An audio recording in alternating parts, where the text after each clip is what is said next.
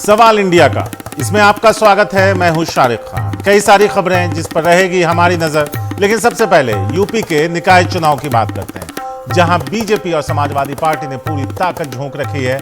आज मुरादाबाद में मुख्यमंत्री योगी आदित्यनाथ ने सपा की पिछली सरकार पर जमकर हमला किया। उन्होंने कहा 2017 से पहले प्रदेश में कानून व्यवस्था पूरी तरह चरमराई हुई थी, माफियाओं का राज चल रहा था, साथ ही शहर कूड़े के ढेर में तब्दील हुए थे। लेकिन बीजेपी की सरकार आने के बाद कानून व्यवस्था पटरी पर आ गई है। अब युवाओं के हाथों में तमंचा नहीं, टैबलेट है। इससे पहले कल संत कबीर नगर में सपा अध्यक्ष अखिलेश यादव ने एक रैली में बीजेपी पर जमकर हमला किया। उन्होंने कहा, डबल इंजन की सरकार के दोनों इंजन आपस में टकरा रहे हैं। प्रदेश में बेरोजगारी चरम पर है, लेकिन ये सरकार को नहीं दिखता।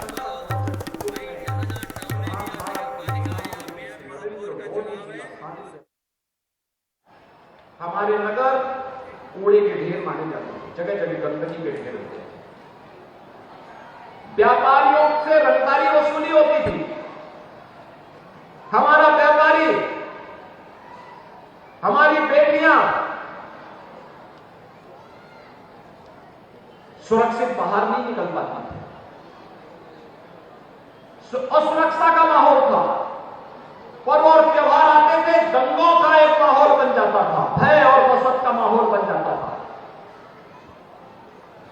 और प्रदेश के अंदर हमारी युवा शक्ति, जो भारत की सबसे बड़ी ताकत है, हमारी सबसे बड़ी ताकत है, उस युवा शक्ति को पढ़ने की बजाय पार्टी विशेष के लोग उनके हाथों में तमंचे पकड़वाते हैं।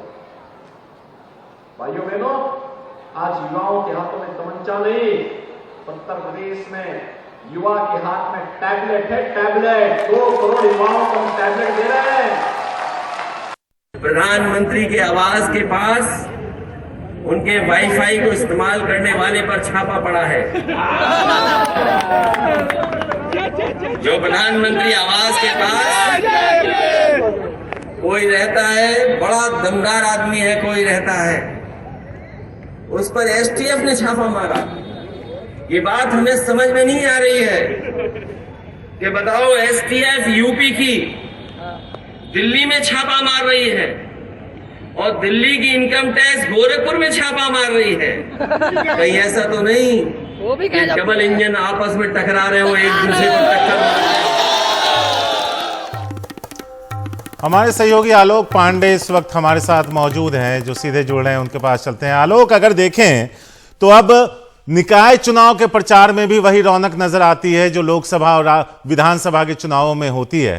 तो इस प्रचार के सफर पर अगर आप हमें ले चल सकें। देखिए, काफ़ी दिन से प्रचार चल रहा है, लेकिन पिछले 1-2 दिनों में काफ़ी बढ़ा है। एक जो स्ट्राइकिंग एस्पेक्ट है इस प्रचार का, वो ये है कि जो बीजेपी है, खासकर जो मुख्यमंत्री योगी आदित्यनाथ हैं, उनका जो प्रचार है उसमें जो मुद्दे शायद अर्बन लोकल बॉडी पोल से ना भी कनेक्टेड हो, उस पर भी काफ़ी जोर है।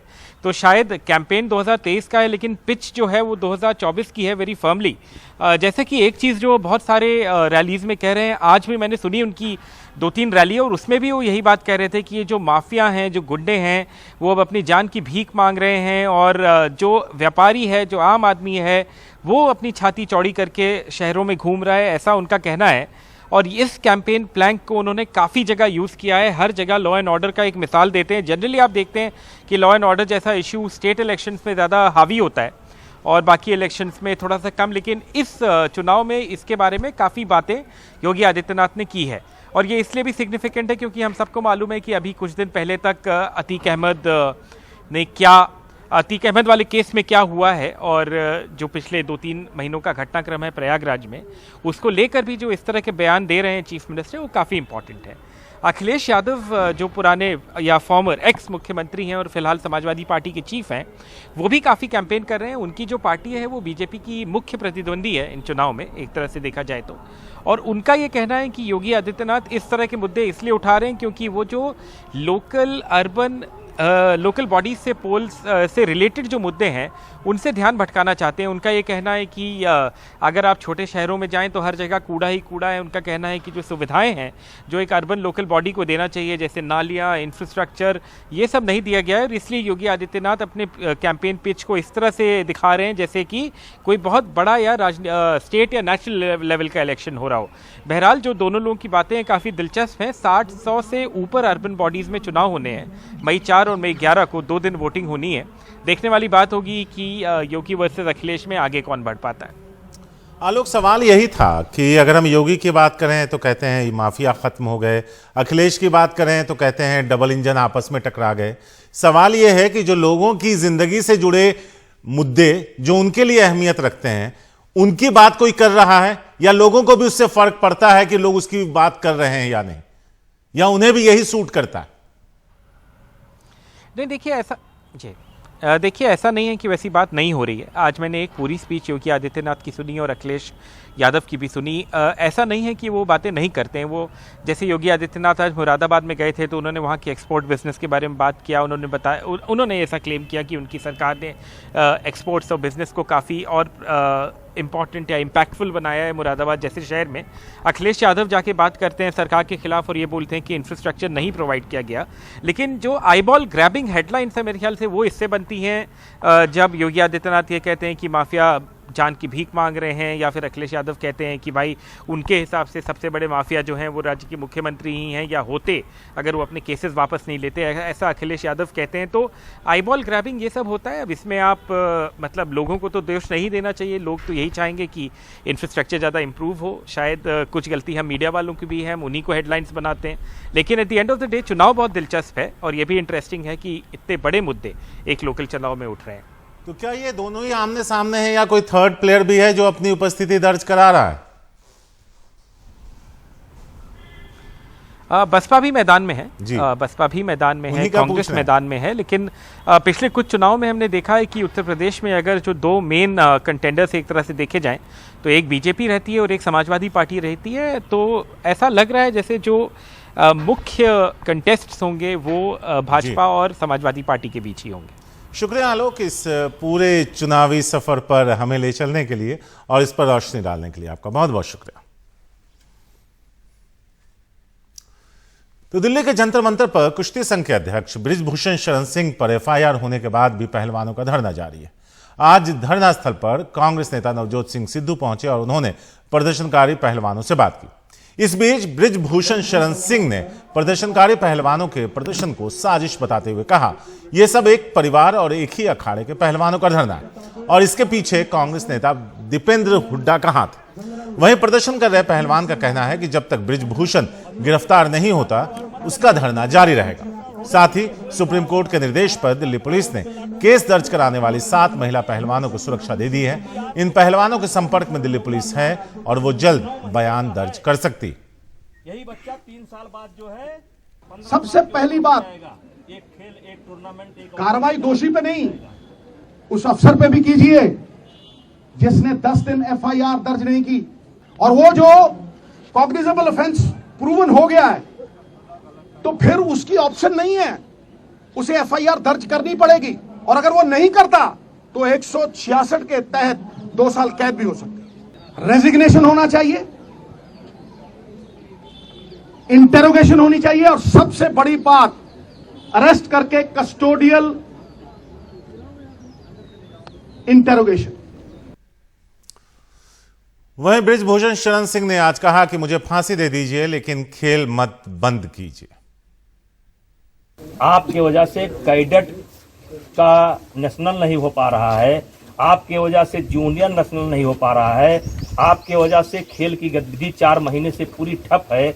और इस खेल को कोई करा सकता है तो फेडरेशन करा सकती है, फेडरेशन करा सकती है। चलो भाई फेडरेशन को बैन कर दो। उनको फेडरेशन से कोई मतलब गलत फहमी नहीं, उनको आपसे मतलब तो जांच की रिपोर्ट आ जाएगी तो फांसी पर लटका देंगे। फंदा फांसी तो मैं नहीं चाहूंगा, नहीं वो ले आओ ना, वो तो चाहते हैं फांसी ना, लटका दीजिएगा।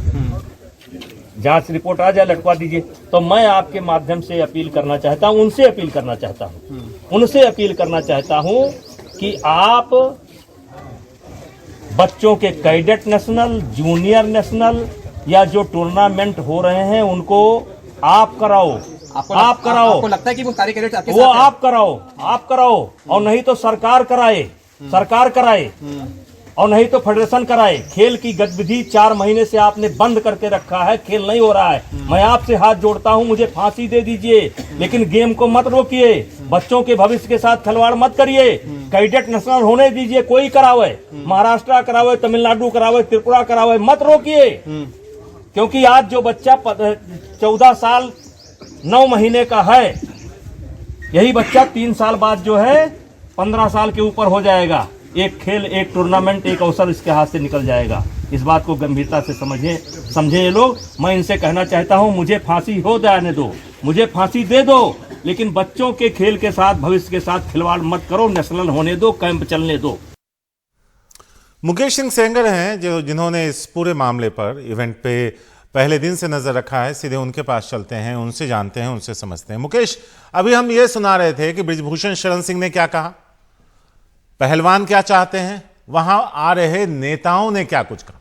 मेरा सवाल इससे अलग था कि एफआईआर दर्ज होने के बाद पुलिस किस दिशा में या फिर कहां तक पहुंची, उसकी कार्रवाई कहां तक आई। देखिए, पुलिस क्या कार्रवाई कर रही है, हालांकि आधिकारिक तौर पर कोई जानकारी पुलिस इस पूरे मामले को लेकर नहीं दे रही है। शुरुआत से ही पुलिस ने इस पूरे मामले पर चुप्पी साध रखी है और कोई भी ऑफिशियल इन्फॉर्मेशन नहीं आ रही है। लेकिन जो ऑफ रिकॉर्ड जानकारी मिली है वो यही मिली है कि पुलिस बहुत जल्दी ही महिला पहलवानों का बयान दर्ज करेगी और इसके बाद फिर पीड़ित महिला पहलवानों का बयान कोर्ट में सीआरपीसी 164 के तहत दर्ज कराएगी। तो ये 2 काम होने हैं और उसके बाद जो पुलिस है उसका कहना ये है कि जिन घटनाओं का जिक्र है वो घटनाएं 2012 से लेकर 2022 के बीच की हैं, यानी कि बहुत पुरानी घटनाएं हैं। और ऐसे में पुलिस जो आरोपी का मोबाइल फ़ोन है या जो विक्टिम्स के मोबाइल फ़ोन हैं, घटना के वक्त उनकी लोकेशन कहाँ पर थी, क्या कोई दोनों के बीच में मैसेज एक्सचेंज हुए हैं या कोई कॉल की गई है, वो सारी चीज़ों की जांच कर रही है। लेकिन जो यहाँ पर पहलवान बैठे हैं और जो तमाम लोग हैं जो यहाँ पर आ रहे हैं, वो यही मांग कर रहे हैं कि पुलिस जांच बाद में करे। पॉक्सो में जो केस दर्ज किया गया है उस मामले में पुलिस आरोपी ब्रजभूषण शरण सिंह को गिरफ्तार करे। तो इस मांग के साथ जो पहलवान हैं वो 9वें दिन भी यहाँ पर बैठे हुए हैं और लगातार अलग अलग पार्टियों के नेता, चाहे वो नवजोत सिंह सिद्धू हों, चाहे वो दूसरे नेता हों, वो लगातार यहाँ पर आ रहे हैं। और कल जो किसान नेता राकेश टिकैत हैं वो भी यहाँ पर आने वाले हैं। तो एक तरफ दिल्ली पुलिस अपनी जांच कर रही है, लेकिन जांच के बारे में कुछ भी बता नहीं रही है, शेयर नहीं कर रही है और उस पर बार बार यही आरोप लग रहा है कि वो किसी के दबाव में जांच कर रही है और इसीलिए आरोपी ब्रजभूषण शरण सिंह को गिरफ्तार नहीं किया जा रहा है। तो दूसरी ओर जो महिला पहलवान हैं वो इसी मांग पर अड़ी हैं कि आरोपी को अरेस्ट किया जाए और तब तक वो यहाँ से नहीं जाएंगी। जी मुकेश, जो खबर आपने भी भेजी थी कि जो 7 पहलवान हैं जिन्होंने शिकायत दर्ज कराई थी उन्हें पुलिस सुरक्षा दे दी गई है, तो फिर पूछताछ में देरी क्या है, उसमें जानकारी लेने में या रिकॉर्ड करने में? देखिए, बिल्कुल जो 7 महिला पहलवान हैं उनको सुप्रीम कोर्ट ने कहा था कि उनकी पहचान गुप्त रखी जाए और उनको दिल्ली पुलिस सुरक्षा मुहैया कराए। तो दिल्ली पुलिस ने सभी 7 महिला पहलवानों को सुरक्षा दे दी है और दिल्ली पुलिस के जवान उनके साथ तैनात रहेंगे। लेकिन आखिर इस मामले की जांच में देरी क्यों हो रही है या इसके पीछे कोई और वजह है, इसको लेकर अभी पुलिस की तरफ से कोई बयान अब तक जारी नहीं हुआ है कि आखिर वो इस केस की जांच में क्या कुछ करने जा रही है। लेकिन जो सूत्रों से जानकारी मिल पाती है वही मैं आपको शेयर कर रहा हूं कि बहुत जल्दी ही महिला पहलवानों का जो बयान है वो दर्ज किया जाएगा और दर्ज करने के बाद जो उनका जो कोर्ट में बयान है वो होगा। लेकिन एक बात साफ है कि दिल्ली पुलिस बहुत जल्दी में आरोपी जो है उनको गिरफ्तार करने वाली फिलहाल नहीं है और ये संकेत दिल्ली पुलिस के तमाम जो अफसर हैं वो दे रहे हैं। शुक्रिया मुकेश, इस पूरे मामले पर विस्तार से आपका रोशनी डालने के लिए शुक्रिया आपका। अब दिल्ली से कर्नाटक चलते हैं। कर्नाटक के बेंगलुरु में बीजेपी ने आज अपना घोषणा पत्र जारी किया। अध्यक्ष जेपी नड्डा ने जनता की आवाज नाम का यह घोषणा पत्र जारी किया है। इस कार्यक्रम में मुख्यमंत्री बीएस येदियुरप्पा ये सब मौजूद थे। आपको बता दें कि घोषणा पत्र जारी करने से पहले बीजेपी ने जनता से सुझाव मांगे थे। क्या है उस घोषणा पत्र में, उस पर भी रोशनी डालते हैं। समान नागरिक संहिता लागू करने के लिए उच्च स्तरीय समिति, कर्नाटक में एनआरसी लागू होगा, अवैध शरणार्थियों को डिपोर्ट करेंगे, सबको न्याय, किसी का तुष्टीकरण नहीं, 4% मुसलमान कोटा हटाया, वोकालिंगा और लिंगायत का आरक्षण 2-2% बढ़ाया, मंदिर प्रशासन को पूर्ण स्वायत्ता देने के लिए कमेटी का गठन। दूसरे दलों पर रेवड़ियां बांटने का आरोप लगाने वाली बीजेपी खुद भी कई लोक लुभावन वादे करती नजर आई। बीपीएल परिवारों को हर साल मुफ्त 3 गैस सिलेंडर, उगादी, गणेश चतुर्थी और दीपावली पर ये मुफ्त सिलेंडर मिलेंगे। बीपीएल परिवारों को रोज आधा किलो नंदनी दूध दिया जाएगा। बीपीएल परिवार को हर महीने 5 किलो श्री अन्न श्री धन्य राशन किट, सस्ता और अच्छा खाना देने के लिए हर वार्ड में अटल आहार केंद्र, 10 लाख बेघरों को मकान दिया जाएगा। शहरी गरीबों को 5 लाख घर मुहैया कराए जाएंगे। बेंगलुरु में स्टेट कैपिटल रीजन स्थापित होगा। महिला SC/ST घरों के लिए 10,000 का फिक्स डिपॉजिट होगा। वरिष्ठ नागरिकों के लिए हर साल मुफ्त हेल्थ चेकअप। सरकारी स्कूलों को अपग्रेड करके विश्व स्तरीय बनाया जाएगा। 30 लाख महिलाओं को मुफ्त बस पास मिलेगा। बेट्टा कुरबा और सिद्दी तलवारा के अलावा परिवारा समुदाय आदिवासी सूची में शामिल होगा। तिरुपति, अयोध्या, काशी, केदारनाथ यात्रा के लिए गरीबों को 25,000 की मदद होगी।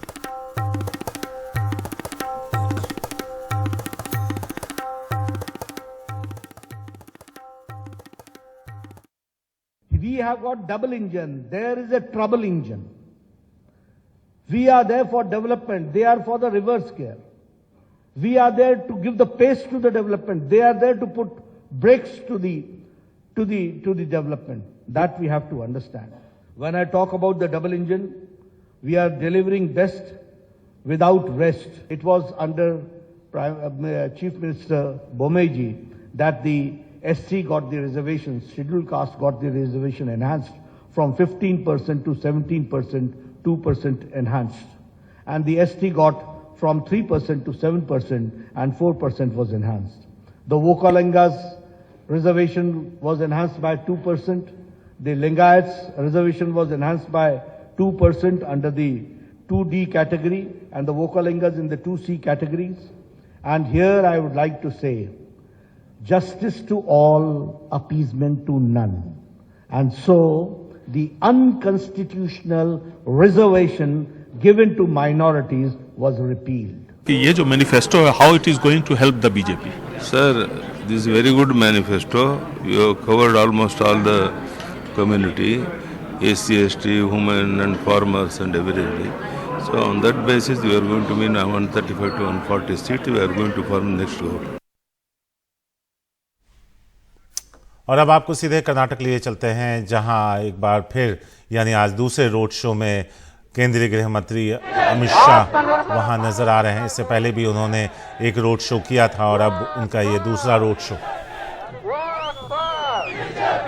विश्व नायक नरेंद्र मोदी जी ಅವರಿಗೆ, ಜಗತ್ತು ಮೆಚ್ಚಿದ ಮಗ ನರೇಂದ್ರ ಮೋದಿ जी ಅವರಿಗೆ, ಜಗಮೆಚ್ಚಿದ ಮಗ ನರೇಂದ್ರ ಮೋದಿ जी ಅವರಿಗೆ।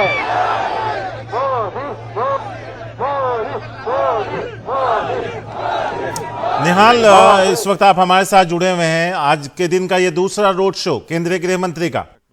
21 सीटें बीजेपी ने जीती थी और 4 सीटें कांग्रेस ली थी। लेकिन इस बार वहां पर भी काफी हलचल है, क्योंकि ये जो इलाके हैं केंद्रीय कर्नाटक के, ये लिंगायतों के डोमिनेंस वाले यानी उनके वर्चस्व वाले इलाके हैं। और ऐसे में वहां पर हमें देखना है कि चूंकि काफ़ी हंगामा हुआ है इस बार लिंगायतों को लेकर के और वहां पर काफ़ी अपहीवल चल रहा है, ऐसी सूरत में ये देखना है कि किस तरह से लिंगायत रिएक्ट करते हैं।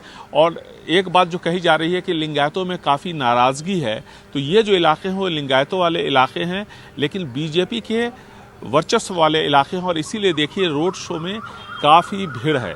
अब ये देखना है कि पहले तो मुख्यमंत्री जब थे यहाँ पर येडियुरप्पा, उनको हटाया गया। उसके बाद जगदीश शेट्टार, वो भी मुख्यमंत्री रह चुके हैं इस राज्य के, और फिर लक्ष्मण सावदी, इन सबको जब हटाया गया तो नाराज़गी है, इसमें कहीं कोई दो राय नहीं है, भले ही जो भी बयान आ रहे हों।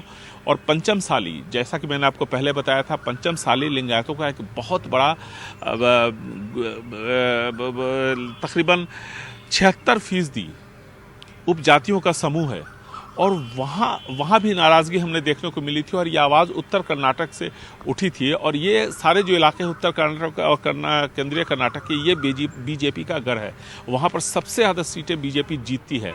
और ऐसे में अब वहाँ क्या हालात होने वाले हैं, किस तरह से वोटर्स को बीजेपी आकर्षित कर पाती है, ये सब देखना होगा। इसीलिए हमने देखा कि कुछ दिन पहले ही येदियुरप्पा इसी इलाके में, हुबली धारवाड़ में, उन्होंने लिंगायतों के कम्युनिटी लीडर्स के साथ बैठक की, बातचीत की और सबको समझाने की कोशिश की कि सब लोग बीजेपी के साथ जैसे पिछले 2.5 दशकों से खड़े रहे, आगे भी वो खड़े रहे, बीजेपी उनके हितों की रक्षा करेगी। लेकिन लिंगायतों का जो हम ट्रेंड देखते हैं, ये जो इलाके हैं जहाँ भी अमित शाह की रैली चल रही है, ये लिंगायतों का इलाका है। और इन इलाकों में देखिए, सबसे जो बड़ी बात है कि हमने ये देखा है, पिछले अगर 5 दशकों के इतिहास को आप देख ले, चाहे निजलिंगप्पा हो, जत्थी हो, या फिर वीरेंद्र पाटिल हो, या फिर उसके बाद JH पटेल हो, या फिर येदियुरप्पा को ही आप ले लीजिए, सारे जो मुख्यमंत्री रह चुके हैं इस राज्य के, उन सब के साथ लिंगायत खड़े रहे। और तभी खड़े रहे, यानी वो राइजिंग सन के साथ खड़े होते हैं, जिसका जो आगे की तरफ बढ़ रहा होता है, जो नेतृत्व देने की क्षमता रखता है, जो लिंगायतों के वर्चस्व को आगे बढ़ाने की क्षमता रखता हो, उसके साथ लिंगायत खड़े होते हैं। और ऐसे में अब देखना है, जबकि येदियुरप्पा इस बार चुनावी पॉलिटिक्स में नहीं है, इस बार वो एक्टिव पॉलिटिक्स में तो है, लेकिन चुनाव से दूर है। 80 साल के येदियुरप्पा, उनके बेटे खड़े हुए हैं, उनकी जगह उनको टिकट दी गई है शिकारीपुरा से। तो क्या लिंगायत वाकई इस बार येदियुरप्पा के साथ खड़े होंगे? एक सवाल ये पहले से उठ रहा था। और ऐसे में जब जगदीश शेट्टार जैसे कद्दावर नेता को हटाया गया,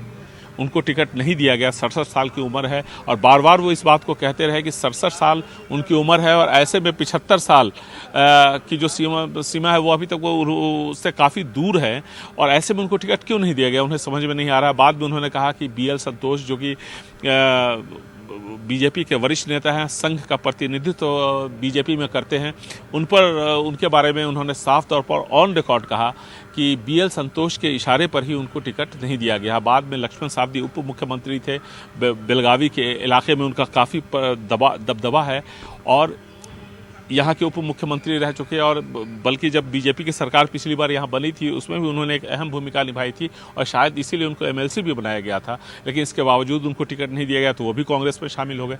तो ये सब बहुत बड़ी चुनौतियाँ हैं इस बार बीजेपी के लिए, और ख़ास करके इन इलाकों में जहाँ पर ये रोड शो चल रहा है। इसके बाद का जो रोड शो है वो दावनगेरे के आसपास है।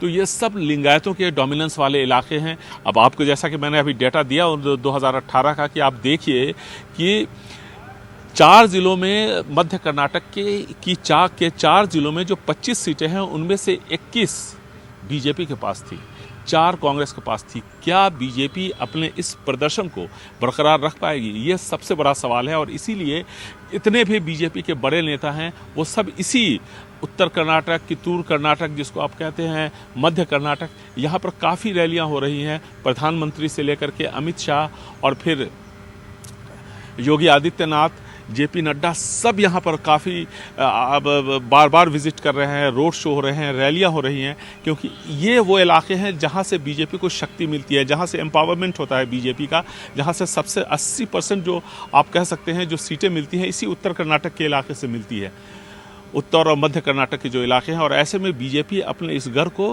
बरकरार रखना चाहती है। और इसीलिए देखिए जो भीड़ है वहाँ पर रोड शो में, वो ये साबित करता है कि बीजेपी की पकड़ इस इलाके पर है।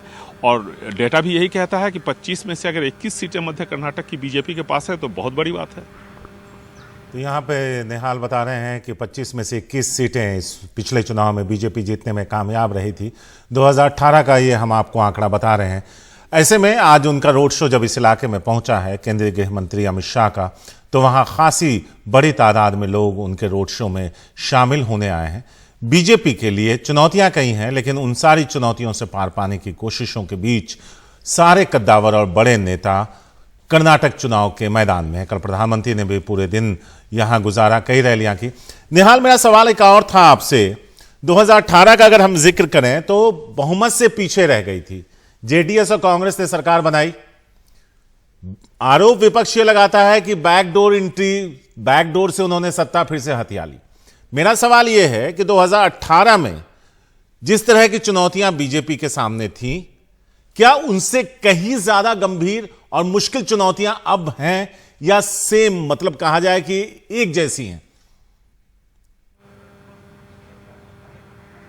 देखिए, 2018 से 5 साल पहले आई है, 2013 में आई है, वहाँ पर भी बीजेपी की जो चुनौतियाँ थी बहुत ज़्यादा थी। क्या चुनौती थी कि येडियुरप्पा जैसा कद्दावर नेता जिसने बीजेपी को सत्ता तक पहुँचाया, बीजेपी को यहाँ पर एम्पावर किया, वो जब बीजेपी से नाराज़ हुआ और बीजेपी छोड़ के उसने केजेपी बनाई, उसके बाद क्या हुआ कि 10 से 11% के आसपास वोट येडियुरप्पा को मिले और बीजेपी का वो 11% वोट कम हो गया। और उसके बाद नतीजे क्या हुए कि येडियुरप्पा को चाहे जितनी भी सीटें मिली हो, बीजेपी 40 पे सिमट गई। उस टाइम में बीजेपी के अंदर इसी तरह की उठापटक देखने को मिली थी। हालांकि इस बार बीजेपी 40 पर सिमटेगी ऐसा आप नहीं कह सकते हैं, इसलिए कि 2013 के हालात और आज के हालात में अगर तुलना करेंगे, बीजेपी आज बेहतर हालत में है यहाँ पे 2013 की तुलना में। लेकिन ये भी तय है कि उथल पुथल उस वक्त भी मची थी, उथल पुथल अब भी मची है। इस बार भी गुटबाजी काफ़ी है जिसकी चर्चा हर जगह हो रही है, एक दूसरे के खिलाफ बयानबाजी होती रही, यहाँ तक कि केंद्रीय नेतृत्व को दखल देना पड़ा जब सीटी रवि ने येडियुरप्पा के खिलाफ बयानबाजी की। इसके अलावा आप ये भी देखें कि जब यहाँ पर टिकट बंटवारे की बात आई तो उसमें बहुत वक्त लगा। क्यों बहुत ज़्यादा वक्त लगा? बहुत सारे गुट थे, सब एक दूसरे अपने अपने गुट को टिकट दिलवाना चाह रहे थे, इससे बहुत वक्त लगा यहाँ पर टिकट बंटवारे में। तो गुटबाजी है अपनी जगह पे, लिंगायतों की नाराज़गी अपनी जगह पे है। और 2013 में जो हालात थे, उस हालात जैसे हालात तो नहीं है, लेकिन उसके इर्द गिर्द ज़रूर है, क्योंकि उस वक्त भी येडियुरप्पा बीजेपी के लिए चुनावी रणनीति से दूर थे, भले ही उन्होंने पार्टी छोड़ दी थी। इस बार भी येडियुरप्पा चुनावी राजनीति से दूर है। हालांकि उनके बेटे को बीजेपी ने टिकट दिया है। येडियुरप्पा को 100 कॉन्स्टिट्यूएंसीज, 224 में से 100 कॉन्स्टिट्यूएंसीज जो की कॉन्स्टिट्यूएंसीज हैं, जहां पर लिंगायतों का, SC ST और मुस्लिम दबदबे वाले इलाके हैं, वहाँ पर कैनवैसिंग करने की जिम्मेदारी दी गई है। क्योंकि येडियुरप्पा, जैसा कि मैंने पहले आपको बताया कि ये एक बड़े नेता हैं, मास लीडर हैं और सभी वर्ग इनका सम्मान करते हैं। तो 80 साल की उम्र में हर कॉन्स्टिट्यूएंसी में जाना, वहाँ जा करके कैंपेन करना बहुत बड़ी बात है। लेकिन चुनौतियाँ बीजेपी के सामने है। बीजेपी का ये का दावा है कि इन सभी चुनौतियों से उभर जाएगी और यहाँ दोबारा उसकी सत्ता में वापसी होगी। लेकिन कांग्रेस के अपने दावे हैं। शुक्रिया निहाल, वक्त थोड़ा कम है, फिलहाल वक्त एक छोटे से ब्रेक का है। सवाल इंडिया का जारी है, बने रहें हमारे साथ।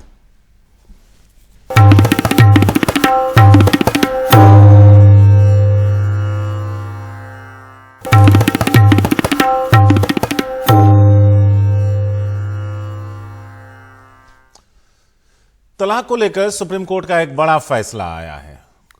अगर रिश्ता बने रहने या फिर टूटने से बचने की संभावना ना हो तो तुरंत तलाक मिलेगा। नहीं करना होगा महीनों का इंतजार, बिना फैमिली कोर्ट जाए सुप्रीम कोर्ट ही दे सकता है तलाक। 5 जजों के संविधान पीठ का यह फैसला है। फैसले के दौरान सुप्रीम कोर्ट ने कहा कि इसके लिए कई कारकों पर विचार किया जाना चाहिए। पति पत्नी शादी के बाद कितने समय साथ रहे थे, अलग रहने की अवधि 6 साल या उससे अधिक हो, एक दूसरे और उनके परिवारों के खिलाफ किए गए मुकदमे, अदालत के हस्तक्षेप या मध्यस्थता के माध्यम से प्रयास, पक्षकारों की आर्थिक और सामाजिक स्थिति, शैक्षणिक योग्यता, अवयस्क बच्चों की कस्टडी और कल्याण का प्रश्न, पत्नी के लिए उचित और पर्याप्त भरण पोषण का प्रावधान, बच्चों के आर्थिक अधिकार, ये सारी चीजों पर ध्यान रखने की जरूरत है।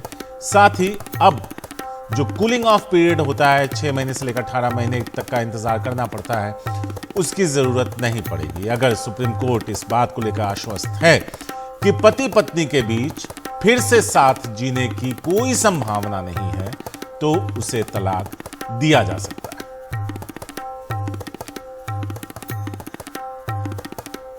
अभी तलाक के मामले सालों लटकते हैं, फैमिली कोर्ट से लेकर दूसरे कोर्ट्स तक में। ऐसे में यह इंतजार बहुत लंबा खिंचता है।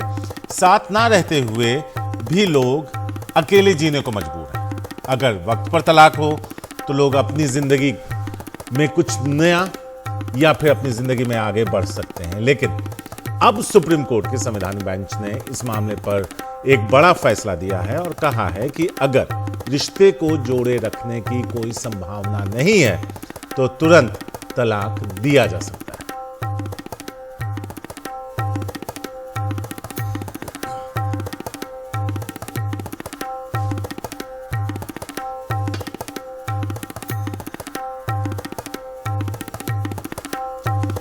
तो यहां आपको बता दें कि दोनों पक्ष तैयार हों तो तुरंत तलाक।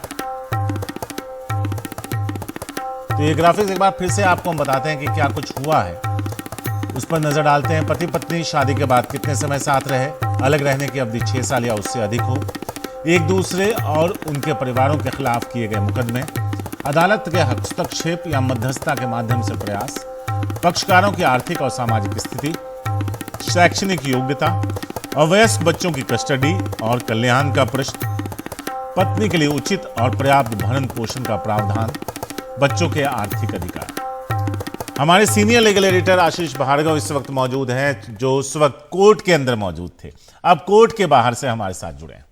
आशीष, अगर देखें तो ये उन कपल्स के लिए या फिर अलग हो चुके कपल्स के लिए एक राहत भरी खबर है जो कभी साथ नहीं आना चाहते, लेकिन इसके बावजूद भी सालों तक उनके तलाक की अर्जियां लटकी रहती हैं।